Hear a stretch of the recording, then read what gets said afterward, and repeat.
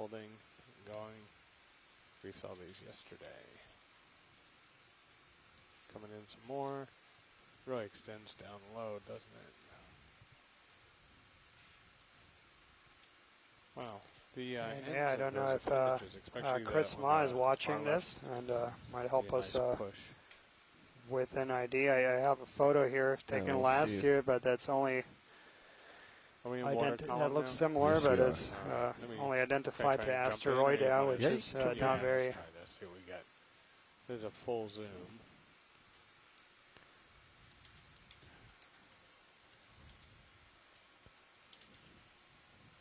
Bring it back down.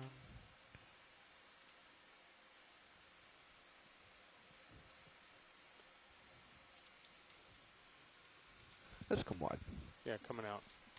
I think I have just enough tether to get you a stable push. And then there's, if we have a quick second, are you gonna? Yeah, we're just gonna go here. Yeah, there's our one quick. Hello. Hey, Chris. Hey. Yeah, so this one is another one of mine, Circeaster arande. Strangely enough, I described this one from Madagascar and from a specimen from New Caledonia. They were from dried specimens in the Paris Museum collected probably 20 years ago. I didn't think when I described it that I would ever actually see it alive. And so when we started seeing them in Hawaii, I was a little surprised because it didn't register that this was actually what we were seeing. And I had to go back and reread my description, and sure enough, that's what it is. And the fact that it actually eats coral is also just kind of blows my mind. I mean, it was a fairly attractive looking animal when I described it, but I'd never seen it in a natural context before, much less seen what color it was. So, and now I'm seeing its tube feet are extended and so forth. So it really is just a treat to, I think we've seen maybe half a dozen of these so far, not on this trip, but the prior expedition. And like I said, sometimes feeding on coral. So really just, and so the characteristics that distinguish Circeaster are that the arm plates are larger than the disc plates. And these are unusual because they actually have spines on them. So it is, but they overlap with other species, which makes me think about relationships such as with these evaplosomas and with these other coral-eating sea stars, whether or not this is something that is peculiar to a particular group of sea stars, a lineage of sea stars, or if it's just sea stars need to eat, and there's a lot of coral down there. So fantastic that I was able to catch yet another one, and I'm just continuously amazed to see this thing. This is one of the weird little rewards that comes from being a taxonomist, a person who describes new species, because we're often sort of taken for granted. And a lot of times, some people may never see the new species they describe in alive. And so having seen these on these dives, real, alive is really something. So, anyway, I'm going on, but really exciting to see this yet again. Just going to let it continue. Yeah, thanks so much, Chris. Yeah, that was nice. Thank you, Paul. That is exciting. I was trying to I appreciate it. Thank you. My thrusters had a different idea. Well, actually, there was a coral here that you wanted to look at quickly. Just the mushroom coral right above it. Quick snap zoom should suffice. Okay, let's snap.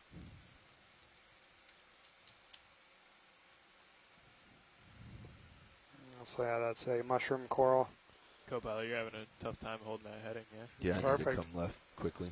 You happy with that, Watchley? Yeah, perfect. Right. Full wide. Full wide, please, and I'm cutting over to you, co-pilot. Thanks. I know as Dave Wright would say, puppied off. So again, just called in was Dr. Christopher Ma from the Smithsonian Institution, National Museum of Natural History. who's a taxonomist who works and specializes on sea stars, but has also worked on other echinoderms.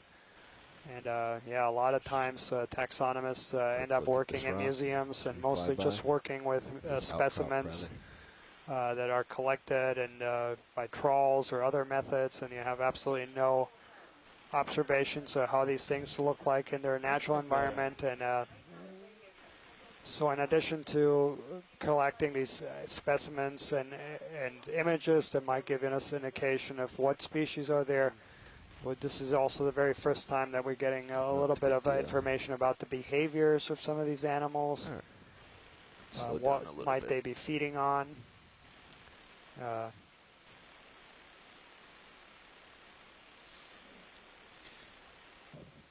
So although the surface has got quite the thick manganese crust over it, and it's concealing a lot of the primary structures that result from lava flow directionality and things like that, you can still make out subtle layering and dip directions, or the way that the plane is inclining almost into the ROV obliquely sort of right now. So D2 has a heading again of just about 30 degrees west of north, 20 degrees west of north, and these dipping beds are basically the surfaces of the lava flows that are flowing down over a few, down the ridge line, away from the ridge line, going downhill, and looking almost directly out into the darker parts where this ridge line would drop off into a cliff is a landslide scarp. So again, we're trying to look for any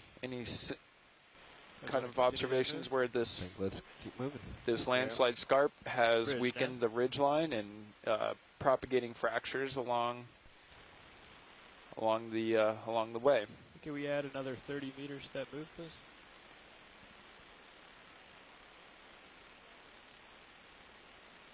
Good copy. Thank you, Bridge. This higher up altitude and the camera pointed higher up actually gives me a better vantage of distant objects. Roger. The sea star or squat. And we've seen that right over the last 50 meters or so. We've seen this very object, right center. Very dense Let's go check that. aggregation of sepens. So all those, most of those unbranched animals, those are sepens.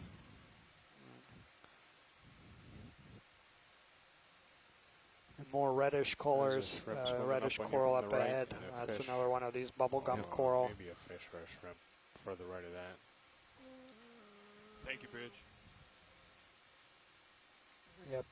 Perhaps we can take about a meter left of the lasers and a meter up is a sponge. I think I'm getting tugged a little bit. Just below the rock? Just right of the lasers now. That one we just went past. A little tiny guy, right. Lasers on it? Yep, right there. Roger.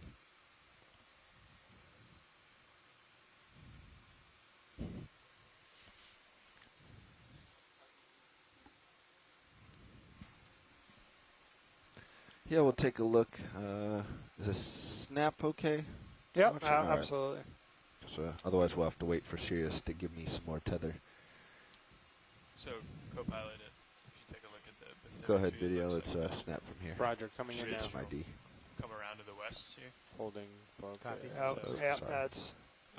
Expect that probably. Yeah, that's another one of these euplectellid sponges, and that's in the subfamily Corbitellinae.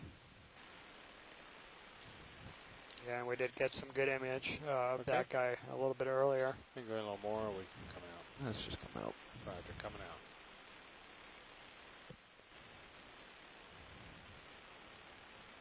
Pull wide. Well, I'm pretty pleased with the vehicle trim. It's very exciting. So we've climbed about a little less than 100 meters now along this ridge, and continuously dense aggregation, and then this is something that while we've we're seen sitting here, let's just snap on the star. on a few of these dives where we have these large ridges, is that it's continuous. And Sorry. This camera is Not the easiest to control. That's right. We'll get it. Gosh. Trying to come back around to it.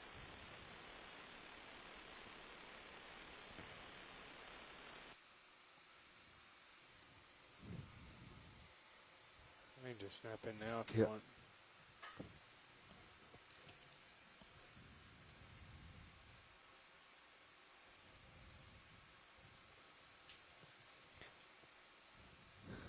All right, Chris, I think we'll need your help on this one.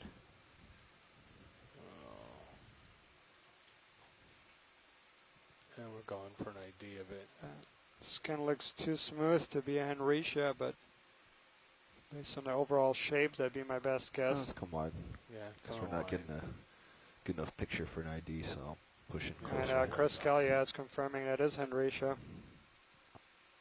Tether's cooperating. Yeah, we got a little bit of slack.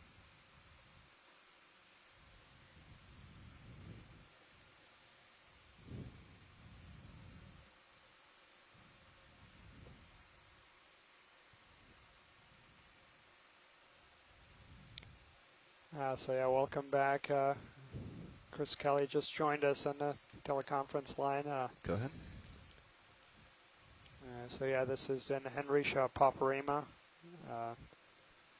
We've seen these on sponges. Let's just do it quick for an ID. Right next to it.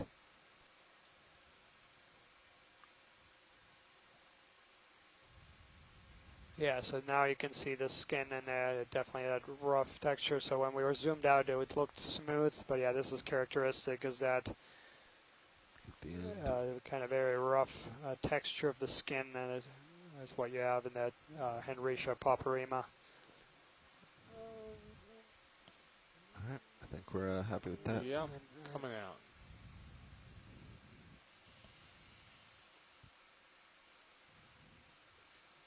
Pull wide. Moving on.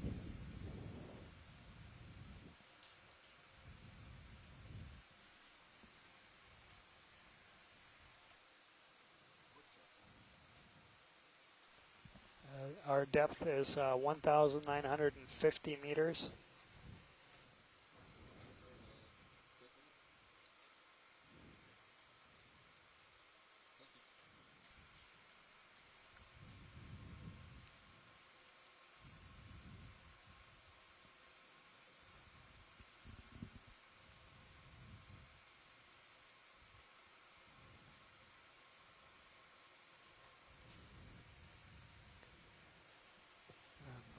Just gonna get a quick update here in our position.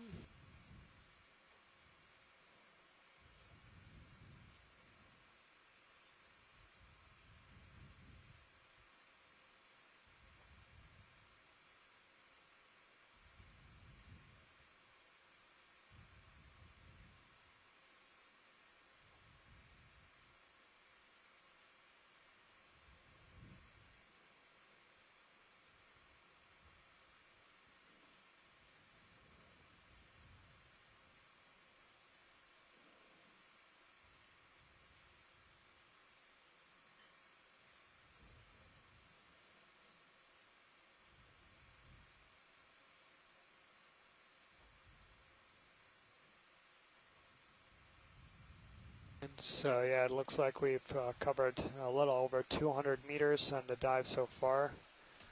We did have a little bit of problem navigating an area of very strong current, but Copy. Thank you, Bridge. with the remainder about 2.5 hours remaining of bottom time, we'll try to cover some ground. And we're just going through a quick personnel change here by our piloting teams, and we'll be on our way here shortly. So, do you pick up any difference, co-pilot? Terrain? Or should we get another short move in that same direction? Well, I think our current heading, like 330, 340, is still the local high. Okay. Well, Seems that way. let's get that going. The ship just stopped, so let's keep it moving. Okay. At least for now. 30 meters doesn't. Well, I think we'll get us a better idea at the end of that if it starts to curve around to the west. Yep, works for me. Bridge, Nav.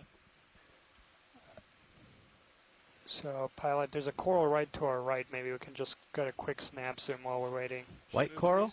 White coral to our right, yeah. Yep. Big fan. 330 degrees. Big fan of this little guy right here, right on the lasers. No, it's off the screen right now. It's to our right. Roger that. I'll take a look. Good copy, thank you. This guy here? Yep, yeah, that big fan. All right. Keep an eye as the lasers hit it here, so you can get a good idea of size. Excellent, yeah, thanks. Yep. And I'll settle in for you. About a half meter in height.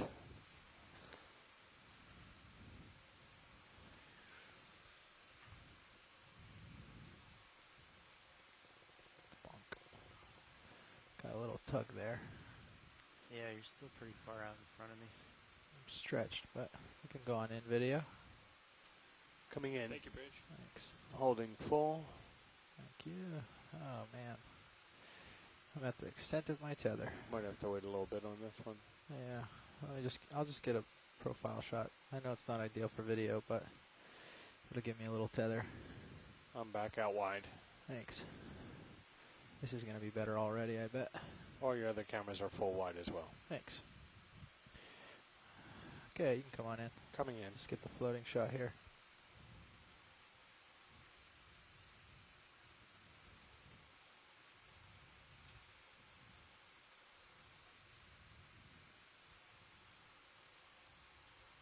And hopefully I don't bounce too much here.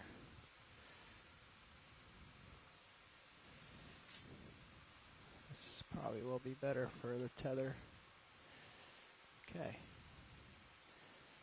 I'm getting stable here. You can almost settle in. Oop. No, I'm Yeah, still there's bouncing a around. little bit of All right. several just gonna have to shore do the base zoom scientists floating. are trying to Yeah, get that's right. guesses what Yeah, this right. might be, and it is the Yep. Chrysogorgia coral. Oops, bonk.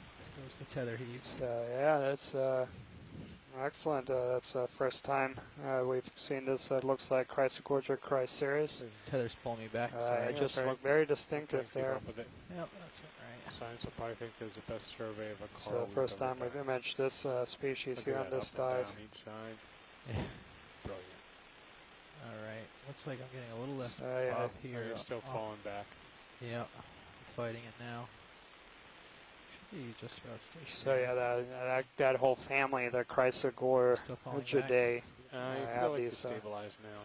distinctive looking polyps I'll that drop are down. skinny and long. It's probably a little bit before I start moving towards you more. Thanks. And so yeah, you from afar, Holding here. This is about especially as in close as these I can get. fans, it's tough to distinguish them. But these high resolution close-ups images Still feeling tether are bob. really great to get identifications in some of these species. I'll back up a little farther here. Sorry, video. Just can't get as close as I'd like. Yeah, it's all right. Boing. Boing.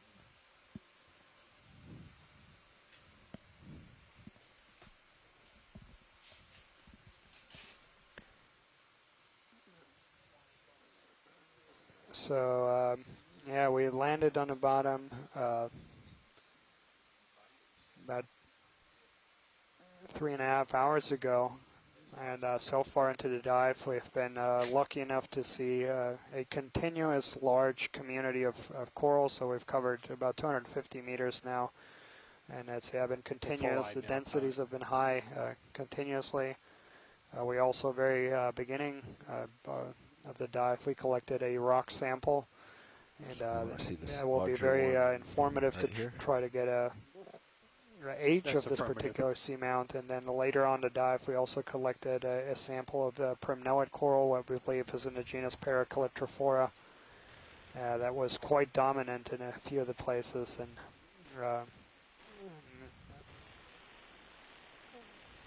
now as we transition further up the slope, we've seen more of these sea pens and chrysogorgid corals, and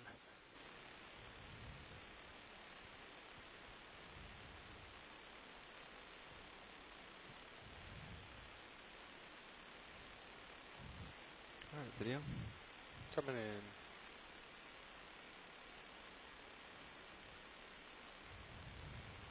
as we zoom in, I get a better appreciation for what I was talking about, these distinctive polyps. You can see how skinny they are at the attachment. Find a good section. And yeah, that's characteristic of the family If I come left, we'll get of rid of some Gorgonian more corals. flat.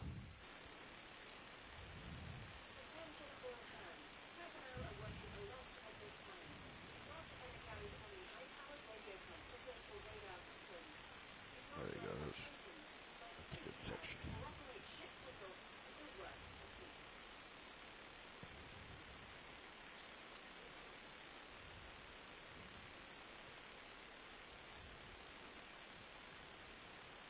And yeah, there's a little bit of discussion here in the chat room Video, about come on. how large some of these colonies are, and this particular species, Chrysogorgia chrysaris. Oh, there's a nice. There you go, Bruce. Go ahead. Our second fish of the dive.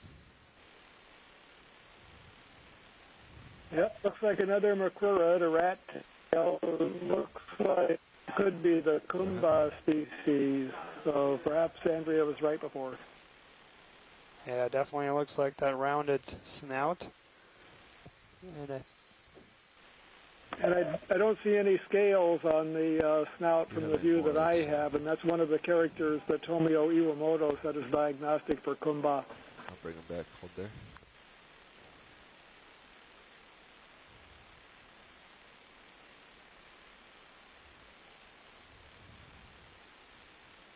yeah, spectacular view there. So that looks similar to what I caught a glimpse of before. It does have the long pelvic fins. It's too bad we can't see the chin to see if it's got a whisker on the chin. Maybe it'll cooperate. Yeah, I just saw it. Yeah. It just barely, you could see the whisker, Bruce. Okay, you can go back in. Okay, if it's got a chin whisker, then maybe it's a Coryphonoides after all, so maybe I'm way off base. Yeah, there you can see it. Okay, Andrea, are you on? She stepped out, Bruce. Okay, I'm going to change my guess on this to Coryphonoides longiceros, which is something we saw on last year's dive that we haven't seen this year. They have large, obvious scales. It looks like this might. We got some good stills from that. Bruce, she just came back in. So, Andrea, you're being asked to weigh in on that macrurid. If you just missed him? Yeah, I just kind of missed him. This one had a distinct long chin whisker, and it had elongate first rays on the pelvic fin. So even though it had a naked snout, no scales on the snout, I'm guessing Coryphonoides longiceros.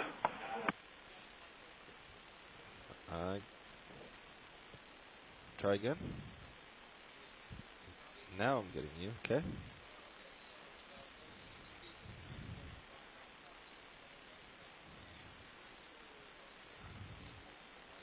So I'm assuming there'll be images on the FTP site, and we can compare those with what we saw last year. And again, we'll consult with Tomio Iwamoto at the California Academy of Sciences, who's the expert on this group of fishes. For a second.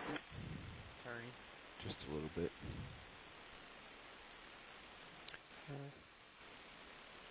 And you can see a nice view here as this nice dense community of corals. Fewer sponges amongst this community than some of the ones we've mentioned in the past, but yeah, still a lot of these habitat forming corals in high densities, and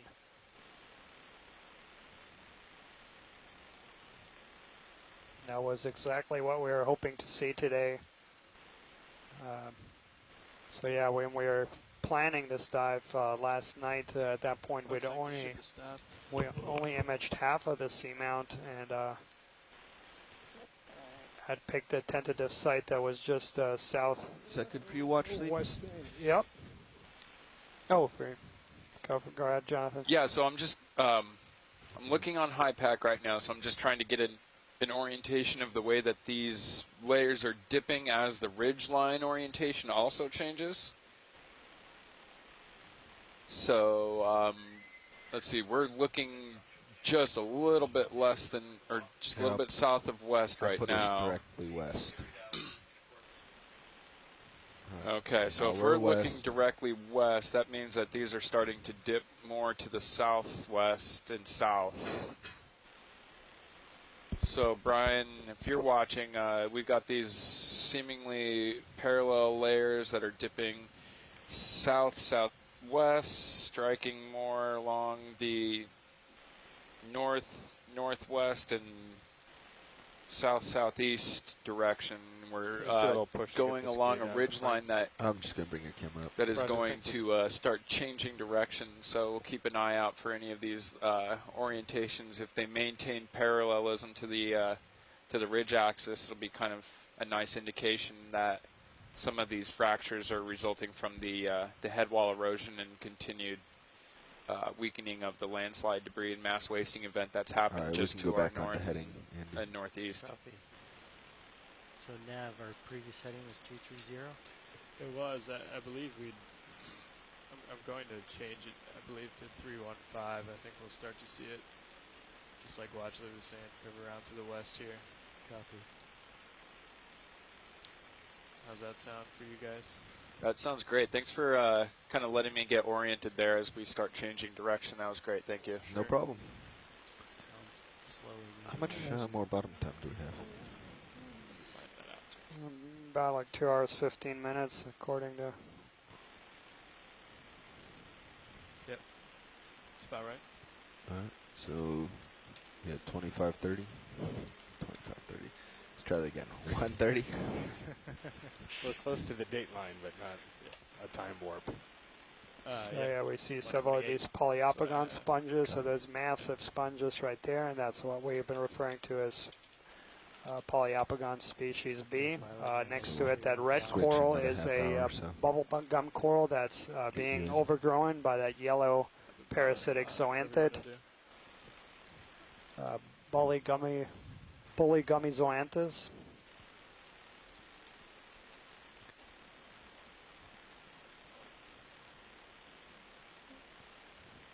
And yeah, we see some very large ones. So that red bubblegum coral that we're seeing to our right now is free of that zoanthid. So you can see that the bright red colors. And then when you see that yellowish on top of it, that's actually a zoanthid that will overgrow it, and in some cases it will completely overgrow the entire coral and kill it, so smothering it in there. There's another one of these which looks like the same rat tails. Yeah. To the bottom make ourselves dizzy going is the Walteria sponge. That's Walteria near to species Lucardi. There's Another something one shiny. there. Yeah, I see a couple of macrurids. Just a little bit too fast for us. Bridge, now. Sorry, the shiny object caught my eye. Yeah.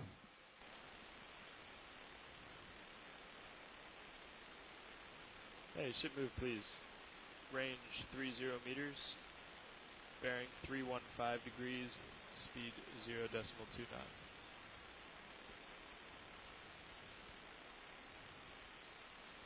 It's just Good idea. copy, thank you. Snaps in.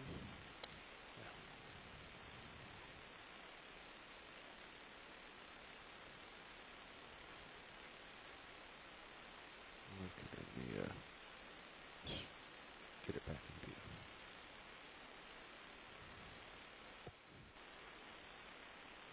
Just a chunk of coal.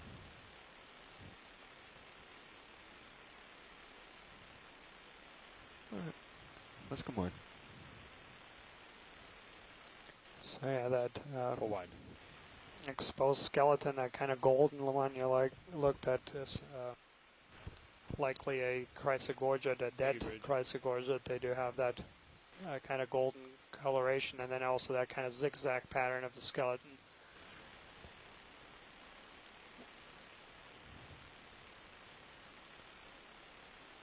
There is one of these large, I talked about that Iridogorgia magnispiralis, that some individuals of that species there, that very tall colony, have been measured to be over 5 meters tall. And here's a bigger one. So this is for those folks who can see the Sirius overhead display. It looks like comparable to the height of the vehicle. Sirius? Sure. Thank you. And Showing now. the vehicle is, just for your reference, it's bamboo. about 9 feet tall. So yeah, very, very tall colony here. And yeah, one interesting thing besides the height is that as all corals, they're suspension feeders. They feed on. We sampled one of these. I'm going to take advantage of it. On the dark background here video.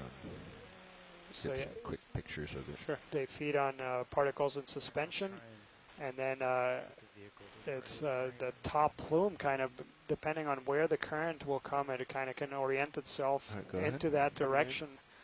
And can think of it as kind of a windmill that changes direction depending on where the wind comes from. And you basically have then the current going through those coils that you saw on the bottom and then going through the plume. And the polyps are all on the downward facing side of where the current will come from.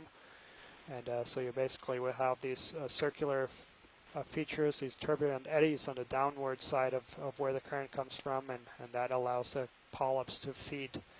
And that's very, very common, is that you see a lot of these, including fan-shaped colonies, is that the feeding actually happens on the downward side of the current, as you have turbulent eddies as the eddies, so these basically circular current motions. And it's so yeah, these colonies are all adapted in their shape, and so they can feed efficiently. I'll come back down a little bit, see if we can get our stationary.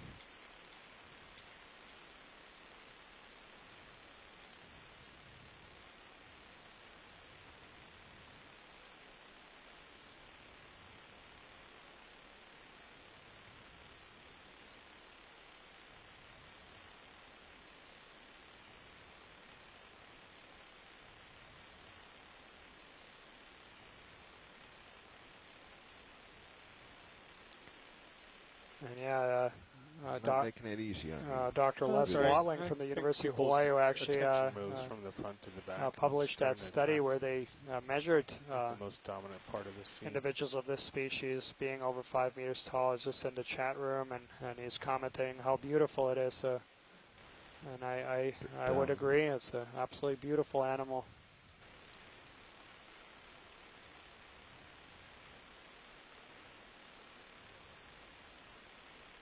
Alright, I think we can come wide when you're ready. Can let it drift out.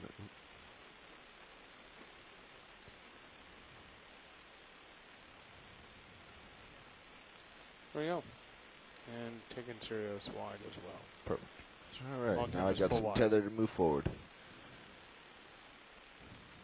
So we're at 1,940 meters. I always like those ones. Yeah, they're so pretty. Especially with the black background. Yep. The target waypoint we have for our recovery is at around 1,700 meters. We'll see how far we get up this slope. Yeah, we're really slowed down a little bit, but just by the amount of animals we imaged at the beginning, just such a huge diversity of different organisms. And then as we moved up the slope, actually, there's a couple places where the current wasn't very favorable, and there had to be a complex procedure here to get both vehicles all situated so we could continue up the slope. But yeah, we'll try to cover some ground here, imaging as well.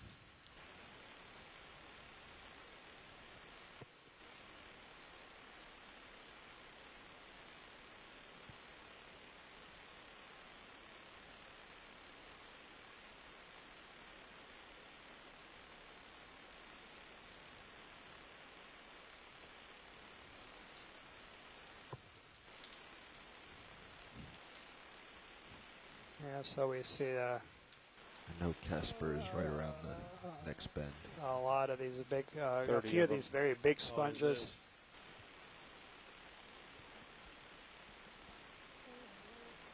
And yeah, this is a beautiful view here. You can see this community just extending, and yeah, you see colony after colony of some of these very large animals.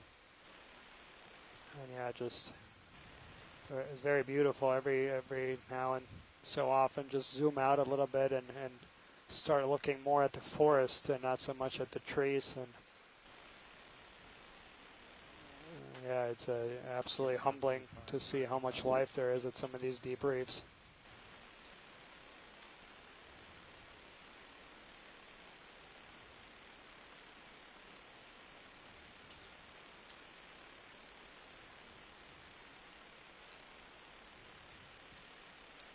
And yeah, that's a nice kind of view. You can see the motion, the particles coming from one direction, and you can see the fans, those tall fans, all kind of being oriented in the same direction and all being oriented perpendicular to the side of where current is coming from, where flow is coming from.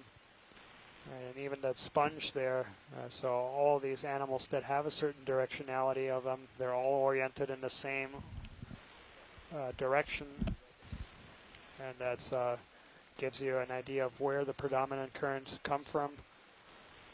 So that's a clue. And in places where you have sediments, you can also look at sand ripples, so that you'll see formations that will give you a clue of where the predominant currents are coming from.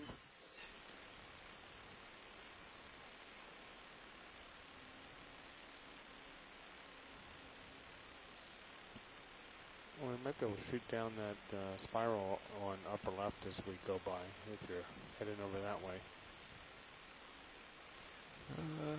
Think about the view down the center of that? The ship stop. Let's keep it moving, if we can. Yeah, It's got 2 more meters. Beautiful view here. There's another one of those tall Iridogorgia colonies. Wait for Sirius to stop swinging so you can see if it's actually northwest or if it's starting west. It seems like 330 is still the high for me on the sonar. And there's a massive colony there in the background to the right, just absolutely spectacular. Getting on the other side, 'cause that's there in the distance, yeah, that's they had the problems. That's an absolute big boy or girl. Another 30 meters if you want. 30 meters, yeah, it's going to take them where I am. Well, without swing, yeah. Bridge now. Yeah, that's an absolute monster there, and there's a couple comments here already. That looked like that was several meters across. Ship move, please. And that was 30 meters, 330 degrees, 0.2 knots. And here in the foreground, we also see an anemone. That's a Venus flytrap anemone, also fairly common in the deep sea. We hadn't really seen one today. We'd seen a lot of them in a previous dive. And that's going to be in the genus Pheliactis. And yeah, on that boulder there in the background, you can see a lot of these primnoid corals. And yeah, that one in particular that's in front of us is a real monster.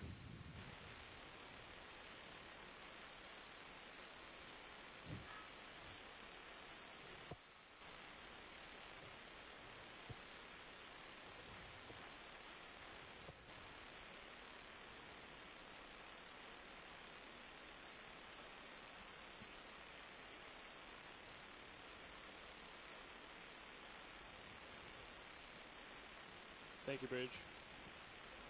It's a nice configuration.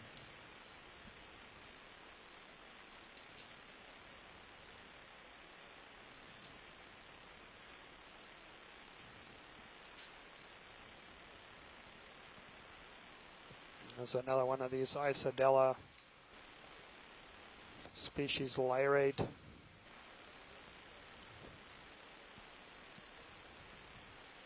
And yeah, this sponge here to the right, that's the first time we've seen it today. That's going to be in the genus Tritopleura.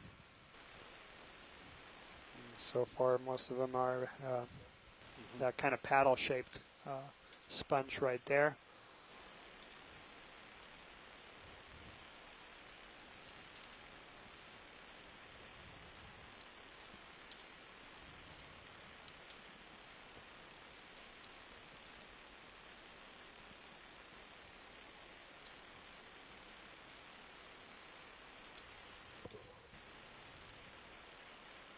Yeah, just absolutely beautiful. Look at this guy that's crawling for us. It's going to be. Say again, pilot? I see another mushroom coral there at the base Go ahead, video. of the taller Roger, colony, coming in. and Fast moving this is over. a ophiocantid ophiuroid. So those are the brittle stars, and there's a couple families there. The Ophiocantidae are characterized by those long projections of the arms, and I believe just top of it was a crinoid, just to the top and to the right on the rock.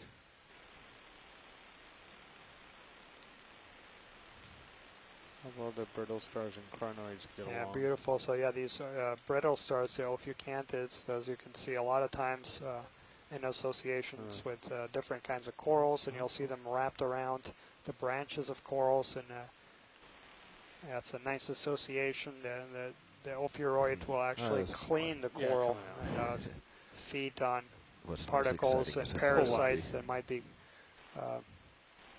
colonizing the coral. So time to move back up to the top.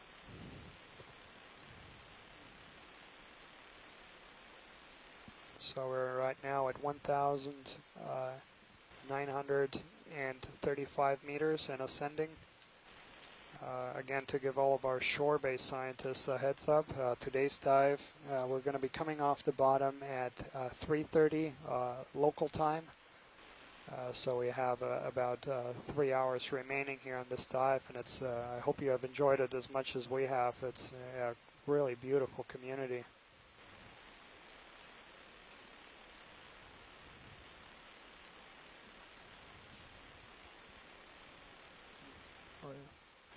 Yeah, so yeah, 3:30. Yeah. So yeah, 2 hours remaining. Yeah, exactly. Thank you. Yeah, so 3:30 we'll be coming off. And that's absolutely, that view there of that rock, just absolute enormous colonies, and that's something that several of our shore-based scientists pointed out from the very get-go, is that this community is really an old community. There's a lot of big colonies. And here we have another one of these macrurids, rat tails, and that looks very similar. Yeah. Dan, so Andrea and I have been discussing these offline. This could be the same thing. It appears to be very similar. And we reevaluated our guess on the identification. We're going back to Kumba species for these because of the lack of scales on the head. We were looking at the whisker on the chin, which was something for Coryphonoides longiceros. Longiceros means long whisker, referring to that. But it turns out that these Kumba species also have that long whisker on the chin. They have fairly large scales, so they're somewhat similar, and we're going with Kumba. These rat tails, these macrurids, are one of the most diverse deep water fish in this depth area, and they're really hard to identify in a lot of cases. A lot of the characters are things like the number of branchiostigals, the bony stays that support the membrane under the gill cover, things of that sort. So we're making some guesses. We'll refer these pictures to Tomio Iwamoto, the expert on these, who's described many, many species. Right now we're thinking Kumba species. Excellent. Thanks, Bruce.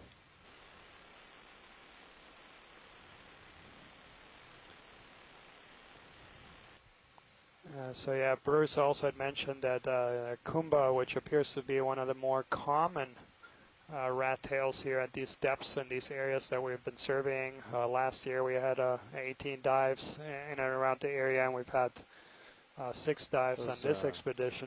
But prior to these expeditions, they were only known from a specimen collected by the albatross in 1902. So in 1902, this vessel, a steamer commissioned by the U.S. Fishery Commission, spent about several years circumventing the many parts of the planet, and spent a lot of time also in the Pacific, and did a lot of investigations. A couple of interesting kind of similarities, if you will, and also differences. So they explored deep waters too, so they actually did some trawls down to depths of 3,000 meters. And prior to these two expeditions by the Okeanos Explorer, we had no data since then from depths below 2,000 meters. So we're coming back for the first time to these depths over 100 years later. All interesting thing. Hi, Daniel. I have a question. On the left, there's some whip corals that are coiled. Have we zoomed in on any of those today? Is it something perhaps different than we've seen? Whipped that are coiled. I am not seeing. Oh, there you go. Yeah. Let's. We're going. Thanks, Andrea.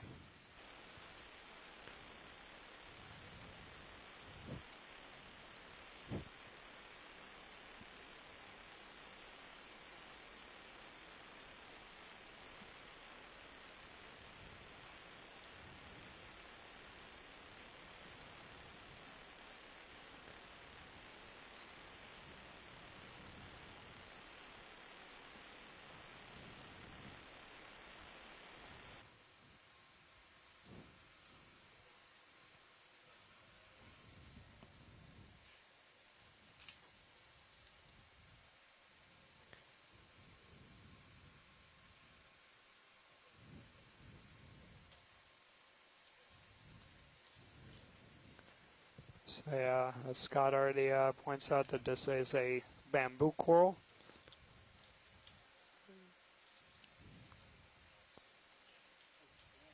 Okay, go ahead. Coming in. Gonna go tight, focus, pull out.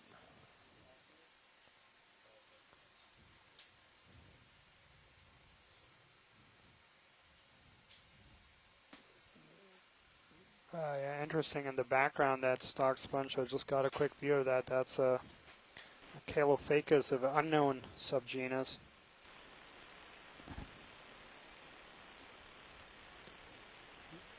Hey, co-pilot, you're full wide on Sirius. Thanks.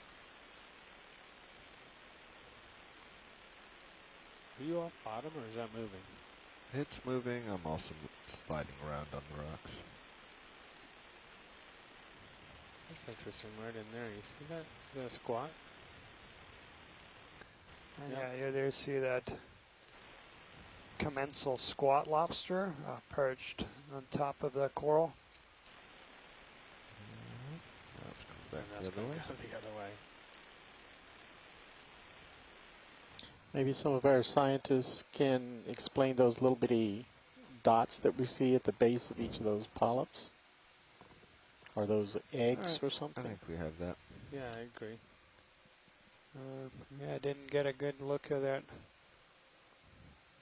But yeah, it's also Scott did see it. So they're on the bases of those polyps. So the ship has stopped. Yeah, seeing gametes. So Any better idea which direction we want to head? I can try to. What's that on the right? It's big. Giant sponge. yeah, so We'll go there in a there's second eggs when in you- that. Yeah, I mean, Yeah. I think around That might be hard to 330. get. 330. I was thinking more like 300. Yeah. To hit this. Yeah. flat So I portion. just saw here on the replay on that Yeah, I think on 330 that is unbranched gonna bamboo finally coral take us that, over that edge, it which had You're eggs. right. We should avoid. Okay. Um, Yeah, that's just what's Coming square down. on the cliff, but you're right. Yeah. Well, So I was talking a little bit about the albatross. Go ahead. but you can see. Hi, Dan. It's Scott France calling in, and I just heard Roland asking for some explanation of those structures, and I realize I'm late, but if he wants to use it, I'm happy to give an explanation that he can edit in later. Yeah, go for it. Bridge net. Okay, so these octocoral colonies, we're looking at these close-ups, and we see these individual polyps. You can think of a polyp as one unit of the colony, and each one has tentacles and a little body. And inside that body, we see they're transparent. We're basically looking in its gut. And these animals are able to develop their reproductive organs, let's say. They develop the eggs and the sperm on sheets of tissue that are hanging inside the gut. And when they get big enough, you can see them develop as those small ball-like structures that we were seeing, those white structures. and that's telling us that it is in a reproductive state.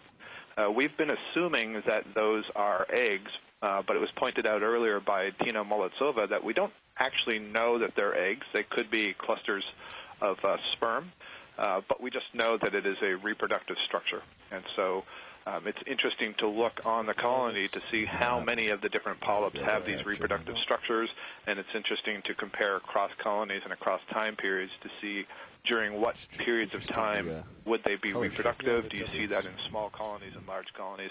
So it's really nice when we have the opportunity to see these octocorals that have transparent tissue so we can actually see through and see that. You certainly don't get to see that in all the corals. So that was a great close-up.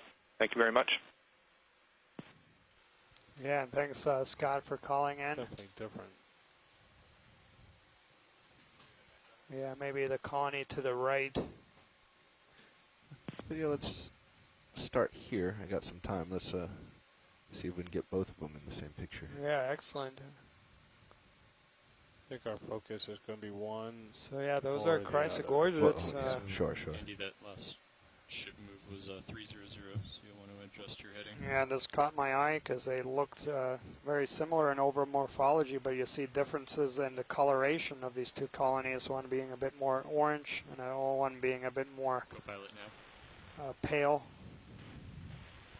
Copilot. I don't know if Scott or Les can comment on anything about coloration in this group, or one watch lead wanted. Got it. Move to 300. 300? Yes. Copy. That's right. Pilot, I'm going to swing my heading over to 300. Got some dots on the base too, so if we end up working down there. Heading that way.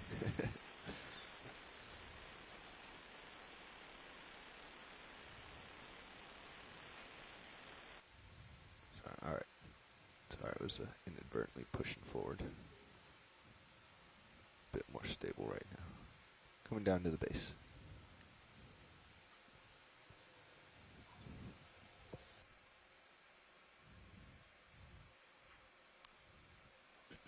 Might come out just a little bit because I'm trying to see what it was I was looking at and seeing.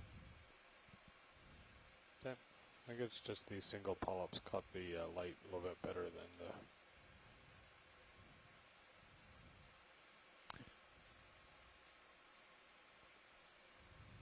Watchley, is that good for you? yeah, that's wonderful. Thank you. Okay. I'm going to come out a bit. Holding there. Yeah, I'm a little too far in. Sorry. If we were really interested, we'd get the one thing. We'd get the swing arms in, but I think we're good. Do you want me to go ahead and try with that, Pilot? No, we're gonna move on. You want to try coming up and I'll pull out at the same time? Yeah, we can do that. There's going to be some rocking, I think. Let me try to ease off the verts I gently. see you moving up. I'm coming out slowly. Ish. Well, you're trying. I'll get you the update here, Chris. Give me a second on our position. Yeah, that's nice. It still skids in. Let me know if you want them out. I'm going to bring my camera up as we come out. All right. Pushing back towards you, co-pilot. Thank you.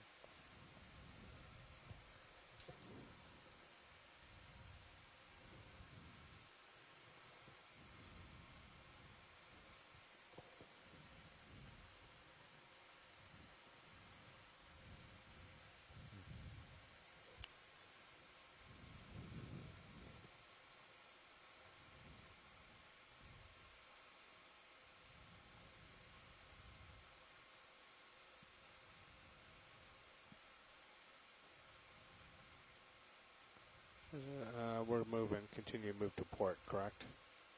No, we're about center right now. I think we've only seen about 2 or 3 sea stars, so we might just characterize this guy.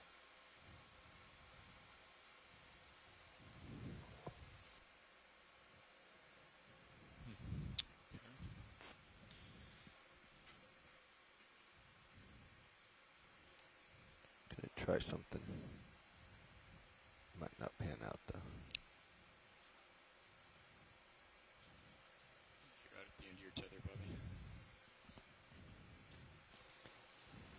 So yeah, continuous view of this very nice dense community.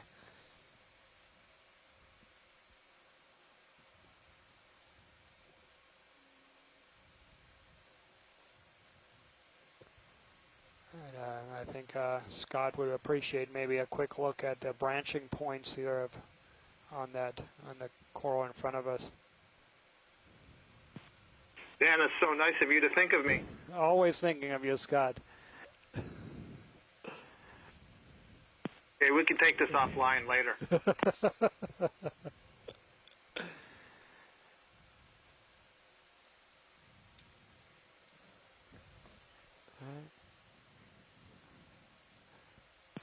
It is interesting in looking at this bamboo coral and the way it's branching. It almost looks like where the branches arise, it's a little bit constricted. Yeah. To hear what my goal was Wes and Abby Lapointe have to say about this one. Do both. Yeah. Co-pilot now. I think we want to make sure we image this, get it off the checklist, and then we can do the other. Maybe another short move while pilot's engaged, so I can get a little bit closer to him. Sure. I think there's area of interest right there. Do another 30 meters and. Let's see if there's another one higher up that I can get a. There you go. That's nice. And come in a little bit more. Whoop. Coming back right. Right. Trying to come back right. We'll do the same. Works for me. Trajectory 300. There we go. There's a little branch point. So you can get a better view on sonar. Oh, Yeah, it there seems you like go. local Bridge highs now. kind of. Wait, is that on that coral? It is. Yeah. So yeah, we Jonathan updated our position here, Let's try that one again. so we covered about 250 meters on this dive so far. 30 meters, bearing 300. I don't know if you were part of that when you saw it, Chris, but we actually had a portion where we were stuck in place. We were coming up over a pinnacle and very strong currents, and Here we go. Roger. just was having a discussion with our dive supervisor, and he mentioned that was actually the very first or second time that Sirius was completely stopped because of the current flow. So yeah, we had some very strong currents in one area that prevented us from moving. But it seems like it's settled down. Yeah, so There's we're a just long-legged keep, shrimp there. This rage to our starboard. You can go if you have any more. I'm sure you do. I'm sorry, co-pilot, can you repeat that last? So we're moving to keep this ridge to our starboard. Well, you can see the. And there's another one of those voracious coral predators, those sea stars. Kind of on the path. Okay. That Sirius is facing now. So the hard return. I'm full wide. You know, it's going to be the rock face, but we want to try to get up to that flatter. Is that a holothuria left of the sea star, or a dead sponge, or something kind of odd? It looked like a dead sponge, Bruce. Thanks, Rich. And we'll keep an eye on it. And we're just doing 30-meter hops, so be able to readjust. There's quite a few of them around here. The stars. Yeah. The one we just looked at, one off left by the skid. Yeah, well, there's a lot of food here in this area for them. Yeah, these are all coral predators. I think we'll be looking down for a while, so let's get the skids out, please. Sure. Just doing a slight push. Just a quick note, when I do push to get them out, the right one stays in a little bit longer than starboard does than port. We're not quite centered. Yeah.